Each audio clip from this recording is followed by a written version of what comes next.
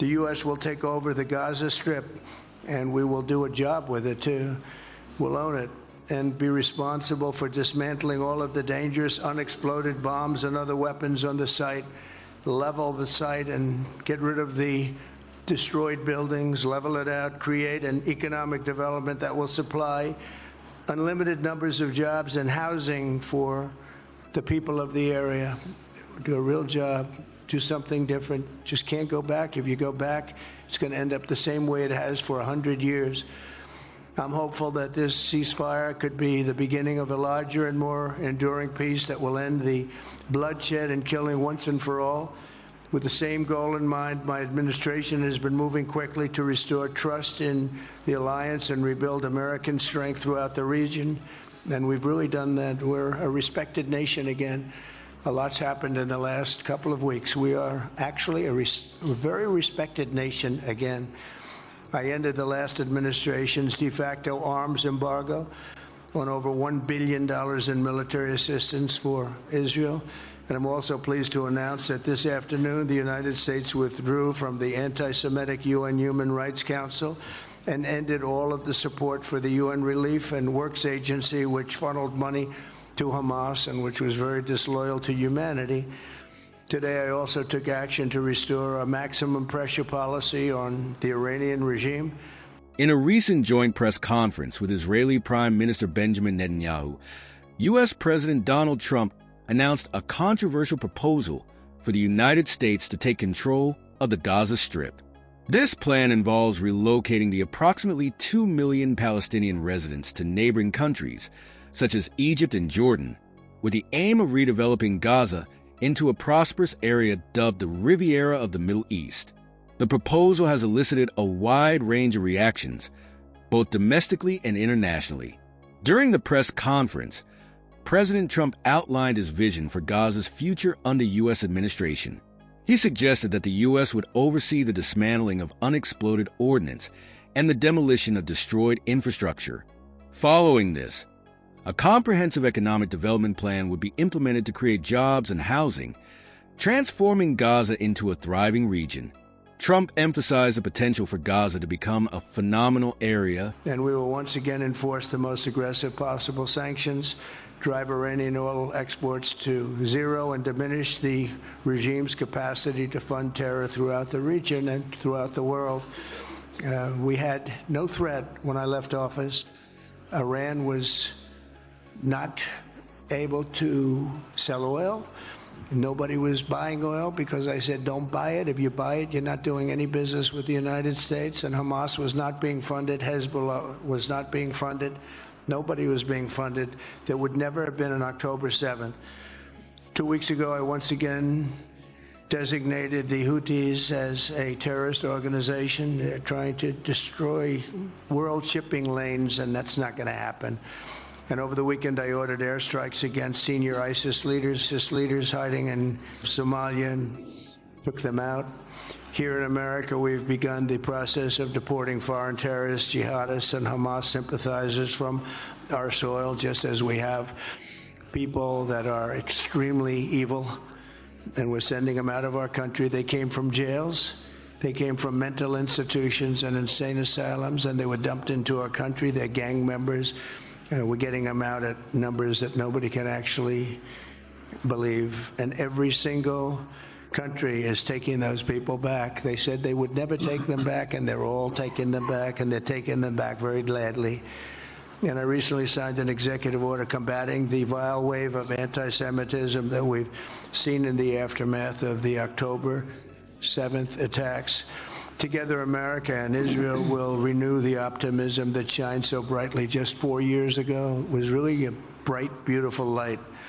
We will restore calm and stability to the region and expand prosperity, opportunity, and hope to our nations and for all people of the Middle East, including the Arab and Muslim nations. Very important. We want the Arab and Muslim nations to have peace and have tranquility and have great lives.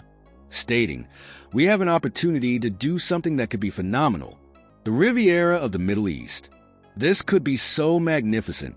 When questioned about the possibility of deploying U.S. troops to secure the area, Trump responded, "We'll do what is necessary. If it's necessary, we'll do that. He also indicated that further announcements regarding the West Bank would be forthcoming, suggesting a broader strategy for the region. The proposal has been met with significant international criticism. Saudi Arabia's foreign ministry rejected any attempts to displace Palestinians from their land, with Crown Prince Mohammed bin Salman affirming the kingdom's clear and explicit position against such actions. Similarly, the United Kingdom's Prime Minister, Keir Starmer, emphasized that Palestinians must be allowed home. They must be allowed to rebuild. The world waking up to shocking statements from President Donald Trump about the future of the Middle East. After meeting with Israeli Prime Minister Benjamin Netanyahu in Washington, President Trump says the U.S. will take over the Gaza Strip amid the ongoing conflict in the region.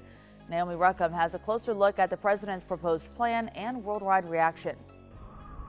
Following the first meeting of his second term with a foreign leader, President Donald Trump proposed an all-out power grab of the Gaza Strip. The U.S. will take over the Gaza Strip, and we will do a job with it, too. The stunning statement came during a press conference following President Trump's meeting with Israeli Prime Minister Benjamin Netanyahu, who said the idea should be considered and praised the president for his work on the recent hostage deal. Your leadership to help bring our hostages home, among them American citizens.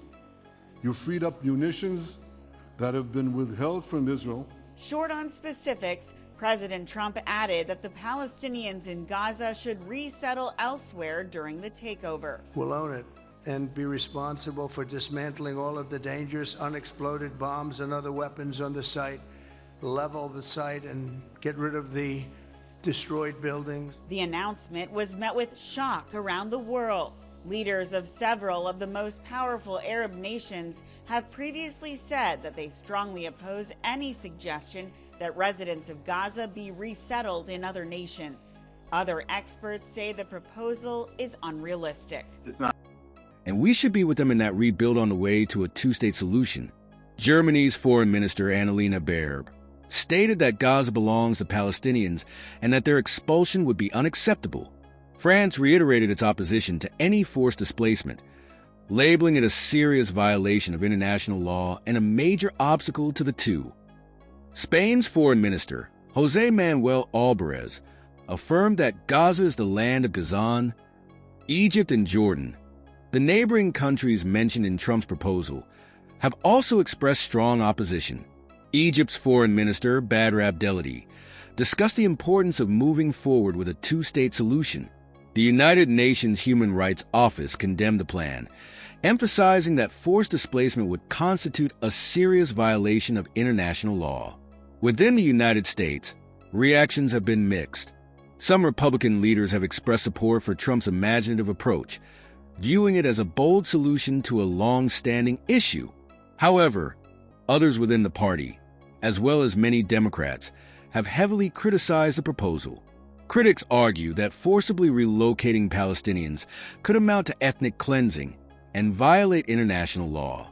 Human rights organizations, including Amnesty International and Human Rights Watch, have also condemned the plan, reinforcing the unlawfulness of forced deportation.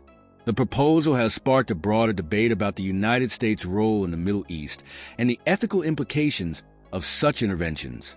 Some analysts view the plan as impractical and provocative, warning that it could further destabilize the region and damage the U.S.'s standing in the international community. Others see it as a potential catalyst for change, arguing that bold actions are necessary to break the long-standing deadlock in the Israeli-Palestinian conflict. President Trump's proposal to take over the Gaza Strip and relocate its Palestinian residents has ignited a complex and multifaceted debate. While the plan aims to bring economic development and stability to a troubled region, it faces significant legal, ethical, and practical challenges. The overwhelming international condemnation underscores the sensitivity of the issue and the importance of adhering to international law and respecting the rights of the Palestinian people. As the situation evolves, it remains to be seen how this proposal will impact the broader dynamics of the Middle East and the pursuit of a lasting peace.